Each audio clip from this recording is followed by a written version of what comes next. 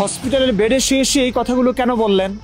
এবং তার ছেলে ইস্কনের বিরুদ্ধে 100 জন ইস্কনকে হত্যা করবে, জবাই করবে। তারা যেভাবে আমার বাবার দাড়িকে যেভাবে কাটা হয়েছে, আমি এই মোহাম্মদুল্লাহ বলতেছি তোদের 100 ইস্কন সদস্যকে আমি জবাই করব। তোদেরকে বলতেছি তোদেরকে আমি জবাই করব। এই অসভ্য স্টুপিড কোথাকার, তোর নবী পেয়েছিস, অসভ্য দেশটাকে নষ্ট করেছিস, তোর নবীর যুগ পেয়েছিস। 900 জন বনু কুরাইজাকে জবাই করেছে একদিনে তোদের নবী। প্রত্যেকের দোষ ছিল। এটা গণহত্যা কিভাবে মেনে নিচ্ছেন মুসলিমরা? হ্যাঁ, এই মুসলিমদেরকে বোকা পেয়েছিস বলে যা তা বলবি তা বিশ্বাস করবে। একটা দেশে প্রকাশ্যে এসে 100 জন ইস্কনকে হত্যা করবি, জবাই করবি, মগের মূল্য পেয়েছিস। স্টুপিড কোথাকার, অসভ্য কোথাকার, ধর্ম নিয়ে জঙ্গিবাদ শুরু করবি। তোদের নবী জঙ্গি ছিল, বদমাশ ছিল। 900 জন। আসসালামু আলাইকুম। কষ্ট করে আগে এই ভিডিওটি সম্পূর্ণ দেখুন, তারপরে আমি এই বিষয়ে কথা বলছি ইনশাআল্লাহ। এই মুসলিমদেরকে বোকা পেয়েছিস বলে যা তা বলবি তা বিশ্বাস করবে। একটা দেশে প্রকাশ্যে এসে 100 জন ইস্কনকে হত্যা করবি, জবাই করবি, মগের মূল্য পেয়েছিস। স্টুপিড কোথাকার, অসভ্য কোথাকার, ধর্ম নিয়ে জঙ্গিবাদ শুরু করবি। তোদের নবী জঙ্গি ছিল, বদমাশ ছিল। 900 জন বনু কুরাইজাকে হত্যা করেছে, জবাই করেছে। এই ঘটনা ইসলামী ইতিহাস থেকে পাওয়া গেছে। এটা কি মিথ্যা? প্রত্যেকটা মানুষকে দোষ ছিল, মেনে নিলাম এই ঘটনা সত্যি। 100 জন ইস্কন সদস্যকে হত্যা কেন করবি? একটা দলের সবাই কি একরকম? তোর বাবাকে সর্বোচ্চ 5 জন তুলে নিয়েছে, সেই 5 জনের বিচার কর। সেই 5 জনের যা ইচ্ছা তাই কর। আইন আছে, রাষ্ট্র আছে, আদালত আছে, কিংবা কোন একটা ব্যবস্থা তো হবে। তুই 100 জন ইস্কন সদস্যকে হত্যা করবি কেন? নবী পেয়েছিস, নবীর চোখ পেয়েছিস। স্টুপিড কোথাকার।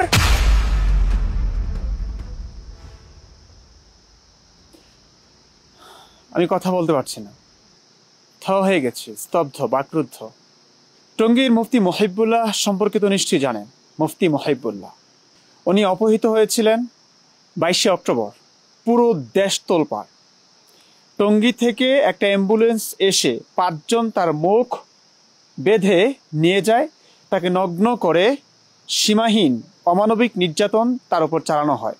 অনুভব করতেছে যে পানির কাঁচের বোতলে পানি ভরিয়া, তারপরে আমার 2 উরু 2 হাতের ডেনা অনেক মারছে, তারপরে আমার কোমরে অনেক পাড়াইছে, আমারে উলঙ্গ করিয়া পালাইছে, আমার মাথায় অনেক জোরে জোরে থাপড় দিচ্ছে।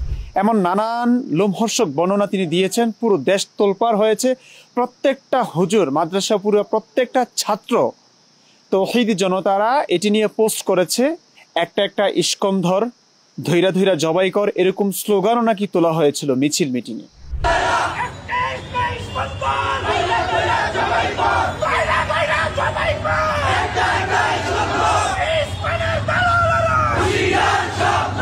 তাকে বেদম পেটানো হয়েছে এবং তাকে হসপিটালে নেওয়া হয়েছে। হসপিটালের বেডে বসে মুখে এক গাদা দাড়ি নিয়ে, মাথায় টুপি নিয়ে এই মুফতি, মসজিদের খতিব, ইমাম, তিনি লোমহর্ষক বর্ণনা দিয়েছেন। এবং সেই বর্ণনা তিনি অনেক কিছুই বলেছেন যা আমাদের অনুভূতিতে আঘাত হেনেছে। প্রত্যেকটা মুসলিম জাগ্রত হয়েছে হিন্দুদের বিরুদ্ধে, ষড়যন্ত্রের বিরুদ্ধে। এবং এই গল্পের, তার বর্ণনার নানান ফাঁক ফোকর ছিল, সেটি নিয়ে আমরা লাইভ করেছি। মুফতি মাসুদ, আমি, আসাদ ভাই এবং শেখ ফরিদ। সেখানে এই গল্পের, এই বর্ণনার ফাঁক ফোকর নিয়ে কথা বলা হয়েছে। এটি যে ইস্কনের ষড়যন্ত্র না, সেটি নিয়েও সেখানে বলা হয়েছে। তখনও আমাদের কাছে প্রমাণ ছিল না। এই যে এক গাদা দাড়ি নিয়ে, হ্যাঁ, মুখে এক গাদা দাড়ি, মাথায় টুপি নিয়ে, পাঞ্জাবি নিয়ে মসজিদের ইমাম, খতিব, আল্লাহ নবীর কথা সব সময় যার মুখ থেকে শোনা হয়, যার কথা শুনে মানুষ, লক্ষ লক্ষ মানুষ, হাজার হাজার মুসল্লি নামাজ রোজা করে, ধর্ম পালন করে, অন্ধের মতো বিশ্বাস করে। কেউ তারা কল্পনা করতে পারেননি হয়তো তাদের হুজুর, যাদের মুখ থেকে ধর্মের কথা শুনেন, সেই মুখে এমন মিথ্যাচার হতে পারে, এমন মিথ্যা নাটক তারা তৈরি করতে পারে। কেউ হয়তো তারা কল্পনা করতে পারেনি। আমরা বলেছিলাম, কারণ সে বর্ণনায় ফাঁক ফোকর ছিল। যাই হোক, এই ঘটনা পুরো বাংলাদেশকে নাড়িয়ে দিয়েছে, পুরো বাংলাদেশকে আলোড়িত করেছে, এটা আমরা সকলেই জানি। এবং এই হুজুরের ছেলে প্রকাশ্যে মাঠে ময়দানে এসে, ক্যামেরার সামনে এসে একজন মুফতি মহিবুল্লাহর জন্য 100 জন ইস্কন সদস্যকে জবাই করবেন বলে তিনি হুঙ্কার দিয়েছেন। শুনুন তার মুখে। তারা যেভাবে আমার বাবার দাড়িকে যেভাবে কাটা হয়েছে, আমি এই মোহাম্মদুল্লাহ বলতেছি তোদের 100 ইস্কন সদস্যকে আমি জবাই করব। এদের জজবা, স্পৃহা, বর্ণনার ভঙ্গি, এক্সপ্রেশন দেখে কি কখনো মনে হয়েছে, কেউ কি কল্পনা করতে পেরেছে যে এই লোকগুলো মিথ্যা নাটক করছে, হিন্দুদের উৎখাতের ষড়যন্ত্র করছে? ইস্কন হটাও হটাও প্রতিনিয়ত বলে যাচ্ছে, সেই ইস্কনের বিরুদ্ধে একটা ষড়যন্ত্র চলছে। এটা একটা নাটক কেউ কল্পনা করতে পেরেছে? কিন্তু আজ 28শে অক্টোবর, বেশি দিন হয় নাই, এক সপ্তাহের মধ্যেই প্রকৃত ঘটনা আমাদের সামনে এসেছে।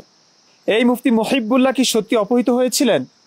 নিউজটা আপনারা, প্রত্যেকটা নিউজের লিংক এই ভিডিও ডেসক্রিপশনে দেওয়া হবে, আপনারা দেখে নিতে পারেন। পুরো ঘটনাটি হচ্ছে নাটক। এবং শুধু তাই নয়, এটির পরেও অনেক অনেক আলেমরা বলছিলেন এটা নাকি ষড়যন্ত্র, মানে তিনি সত্যি অপহৃত হয়েছিলেন, তার উপর অমানবিক নির্যাতন হয়েছে। এখন সাংবাদিক ভাইয়েরা সবাই আসলে ইস্কনের দালাল, কিংবা হিন্দুদের দালাল, কিংবা তারা অমানুষ, ইসলামের শত্রু, ইহুদি খ্রিস্টানের দালাল, সেই কারণে তারা হয়তো ষড়যন্ত্র করছে। কিন্তু না, কালের কণ্ঠ পর্যন্ত সংবাদ ছেপেছে এবং মুফতি মহিবুল্লাহ পর্যন্ত স্বীকারোক্তি দিয়েছেন এই ঘটনা তার বানানো ছিল। তিনি নিজে নিজে টঙ্গী থেকে সেই পঞ্চগড়ে গিয়েছেন, নিজেই নগ্ন হয়েছেন, নিজেই সবকিছু করেছেন, কোনো মানুষের হাত নেই এখানে। আমি হাঁটতে গেছি, হাঁটতে যাওয়ার পরে আমার মাথায় আসলো যে আমি চলতে থাকি, যাই, কোন দিকে যাই বলতে পারি না। এক পর্যায়ে আমি অটো পাইছি, অটোতে উঠছি, মেরের বাজার নামছি। নামে পরে মনে চাইলো যে আমি ওই জয়দেবপুর যাই, সিএনজি দিয়া জয়দেবপুর গেছি। এরপরে মাথায় আসলো যে আমি এখন বাসে উঠি। বাসে উঠা তারপরে কোন জায়গায় জানি শ্যামলি না জানি কোন জায়গায় নামাইছে। পাঠিয়ে গিয়ে এক পর্যায়ে আমি একটা শিকল পরনে পাইলাম, ওইটা নিয়ে এক জায়গায় আমি প্রস্থান করতে বসলাম। প্রস্থান করতে বসা তারপরে প্রস্তাব করলাম, আর লুঙ্গি পায়জামায় প্রস্তাব লাগলো, এরপরে জামায়ও লাগলো। তো জামা খুলে ফেলাইলাম, পায়জামা খুললাম, কিন্তু খোলার পরে আবার পড়তে হইবে এই জিনিসটুকু আমি আর পারি নাই। ঠান্ডায় হয়ে শুয়ে পড়লাম, আর পায়ে শিকল দিলাম। পায়ে শিকল দিয়া এরপরে আমার এই যে কেন করতেছি এইটার কোনো চিন্তা ভাবনা কিছুই আমার নাই, খালি যা মাথায় আসতেছে তা করতেছে। এবং তিনি এখন ধরা খেয়ে বিবরণটা কিভাবে দিয়েছেন চিন্তা করেছেন? মানে একটা পাগলও এভাবে বিবরণ দিতে পারে না। শুনে মনে হচ্ছে উনি পাগল, কিন্তু আপনাদের কাছে কি মনে হয় এটা কি পাগলামি? ওনার মাথায় সিট আছে? থাকতে পারে। প্রত্যেকটা মুমিন মুসলমান এই যে নবী আল্লাহ নবীর কথাগুলোকে এভাবে বিশ্বাস করছে, হাজার অসঙ্গতি ভুলে ভরা কোরআন হাদিসকে বিশ্বাস করছে, সেই মানুষগুলো পাগলই। কিন্তু কথা হচ্ছে এতটা তো পাগল না, এটা তো সুপরিকল্পিত একটা ষড়যন্ত্র। একটা তো স্পষ্ট এর পিছনে ষড়যন্ত্র চলেছে। উনি ইস্কনের কথা কেন বললেন? উনি ভারতীয়দের কথা কেন বললেন? ভারত বিদ্বেষ কেন ছড়ালেন? হসপিটালের বেডে শুয়ে শুয়ে এই কথাগুলো কেন বললেন? এবং তার ছেলে ইস্কনের বিরুদ্ধে 100 জন ইস্কনকে হত্যা করবে, জবাই করবে। এই অসভ্য স্টুপিড কোথাকার, তো নবী পেয়েছিস? অসভ্য, দেশটাকে নষ্ট করেছিস, তো নবীর যুগ পেয়েছিস। 900 জন বনু কুরাইজাকে জবাই করেছে একদিনে তোদের নবী। প্রত্যেকে দোষ ছিল। এটা গণহত্যা কিভাবে মেনে নিচ্ছেন মুসলিমরা? হ্যাঁ, এই মুসলিমদেরকে বোকা পেয়েছিস বলে যা তা বলবি, তা বিশ্বাস করবে। প্রকাশ্যে এসে একটা দেশে প্রকাশ্যে এসে 100 জন ইস্কনকে হত্যা করবি, জবাই করবি, মগের মূল্য পেয়েছিস। স্টুপিড কোথাকার, অসভ্য কোথাকার। হ্যাঁ, ধর্ম নিয়ে জঙ্গিবাদ শুরু করবি। তোদের নবী জঙ্গি ছিল, বদমাশ ছিল। 900 জন বনু কুরাইজাকে হত্যা করেছে, জবাই করেছে। এই ঘটনা ইসলামী ইতিহাস থেকে পাওয়া গেছে। এটা কি মিথ্যা? প্রত্যেকটা মানুষকে দোষ ছিল। ইস্কন যদি এই ঘটনা সত্য হয়ে থাকতো, যদি এই ঘটনা সত্যিই ছিল, আমি ধরে নিলাম তুই সত্যি মনে করেছিস, নাটক তো বোঝা গেছে, এখন মেনে নিলাম এই ঘটনা সত্যি। 100 জন ইস্কন সদস্যকে হত্যা কেন করবি? একটা দলের সবাই কি একরকম? তোর বাবাকে সর্বোচ্চ 5 জন তুলে নিয়েছে, তোর বাবাকে সর্বোচ্চ 5 জন তুলে নিয়েছে, সেই 5 জনের বিচার কর, সেই 5 জনের যা ইচ্ছা তাই কর। আইন আছে, রাষ্ট্র আছে, আদালত আছে, কিংবা কোনো একটা ব্যবস্থা তো হবে। তুই 100 জন ইস্কন সদস্যকে হত্যা করবি কেন? নবী পেয়েছিস, নবীর চোখ পেয়েছিস, স্টুপিড কোথাকার, দেশের শান্তি নষ্ট করছিস। আলেম ওলামারা বারবার বলছিস, শেখ আহমদুল্লাহ মিজানুর রহমান আজহারি বসেন, কোরআন হাদিস যে অসভ্যতায় ভরপুর মিথ্যা, আমি এটা প্রমাণ করব। আপনারা নাস্তিক হয়ে ধর্ম ব্যবসা করছেন, আসছেন না? কে ইচ্ছে মতো মানুষ আপনাদেরকে বিশ্বাস করছে, সেই বিশ্বাসের জেদ ধরে, সেই বিশ্বাসের অজুহাতে বাস আপনাদের ব্যবসায় এতটাই রমরমা, কোনো কথাই কানে যাচ্ছে না, আপনাদের কোনো কথাই কানে যাচ্ছে না। স্পষ্ট অসভ্যতার পরে মানুষ আপনাদেরকে বিশ্বাস করছে, সেই সুযোগটা নিচ্ছেন। এতটুকু মানবতা নাই আপনাদের, এতটুকু মানবতা নাই আপনাদের মনে, এতটুকু বুক কাঁপে নাই আল্লাহ নবীর নাম করে ব্যবসা করার জন্য।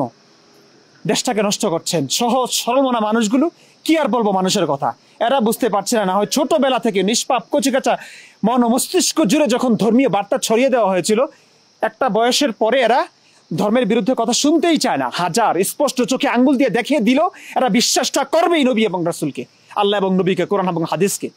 আপনারা সেই ব্যবসাটা করছেন। অন্তত এই ঘটনায় যে এই যে ধরাটা খাওয়ার পরে আপনাদের প্রতিক্রিয়া কি?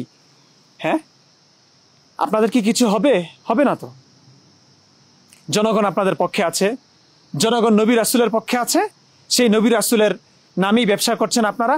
যত মিথ্যাচার করবেন, যত অসভ্যতা করবেন, সব মানুষ গিলবে।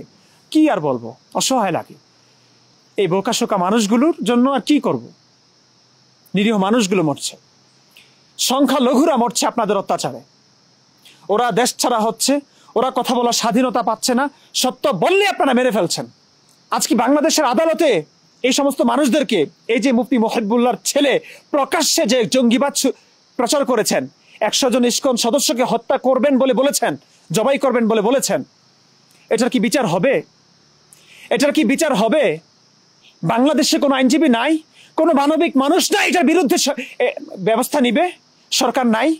হাসানাত আব্দুল্লাহ নাই, তোমরা কোথায়? কোথায় তোমরা? ডক্টর ইউনূস আপনারা কোথায়? কি করছেন আপনারা? কি করছেন? আর জনগণ আপনারা কি করছেন?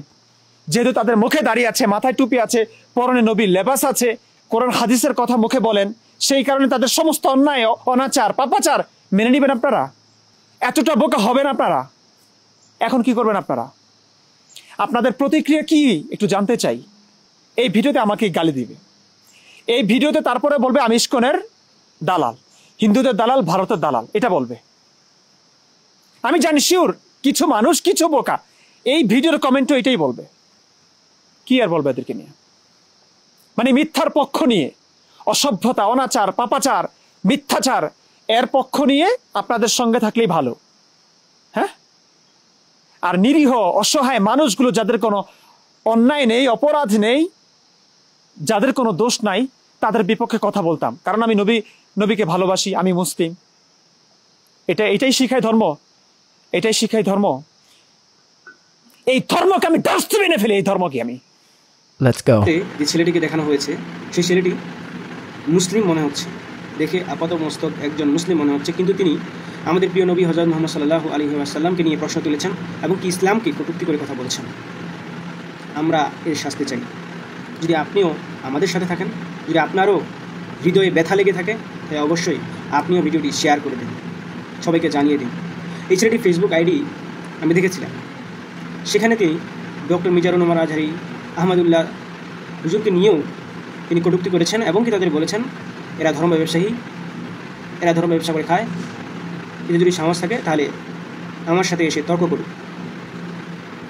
আপনারাই বলুন এর শাস্তি কী হওয়া প্রয়োজন। যে ঘটনা উনি বর্ণনা করেছেন একজন ইমাম সাহেবকে নিয়ে, আমরা এখন পর্যন্ত এই ঘটনাটি যা জেনেছি, যা বুঝেছি, যে হ্যাঁ এই ঘটনাটি একটি বানানো ঘটনা, তিনি ইচ্ছা করেই এইসব কিছু করেছেন। তাই বলে তিনি এই প্রসঙ্গ টেনে আমাদের ইসলামকে প্রশ্নবিদ্ধ করতে পারে না, হযরত মুহাম্মদ সাল্লাল্লাহু আলাইহি ওয়াসাল্লামকে নিয়ে প্রশ্ন তুলতে পারে না, আঙুল তুলতে পারে না। আমরা এই দৃষ্টান্তমূলক শাস্তি চাই। আসসালামু আলাইকুম। জানান আপনার মতামত।